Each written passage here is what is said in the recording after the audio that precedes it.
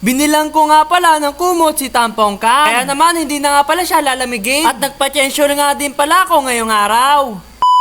For this video nga pala ay nakita ko nga pala dito si Don David. Ang aking napansin nga pala dito ay sinusulatan niya yung kanyang bagong gulong. Tinanong ko siya, sagot sa akin ay para matakpan yung kulay puti. After that nga pala dumating na yung mekaniko ni Tampong Kan. Bale ito nga pala yung gagamitin natin na pang change oil, and then ito nga pala yung filter. Kailangan pala natin to para hindi masira si Tampong Kan. Binuksan na nga yung bunganga ni Tampong Kan at tiningnan ko, grabe sobrang dami talaga ditong mga makina. Napakasaya ko nga mga katampi dahil marami nga pala ako matututunan ngayong araw. Dito nga pala ay kumuha nga pala ako ng planggana dahil dito nga pala isasalok yung langis. Binigay ko nga pala sa kanya at inilagay na nga pala ito sa ilalim. Dahil masyadong mababa si Tampong Kan kaya naman gagamitan nga pala namin ng kahoy. Bale dito nga pala namin isasampa si Tampong Kan. Namili nga pala kami ng kahoy dito nang walang pako. Siguro okay na nga pala to mga katampi kaya naman dinala na nga pala ng ating mekaniko. Buti na lamang ay kompleto siya ng gamit kaya naman pinukpok niya nga pala yung mga pako. Dahil dito nga pala namin isasampa yung dalawang gulong ni Tampong Kan. Syempre siya na nga pala bahala doon dahil ako nga pala hindi pa masyadong gamay.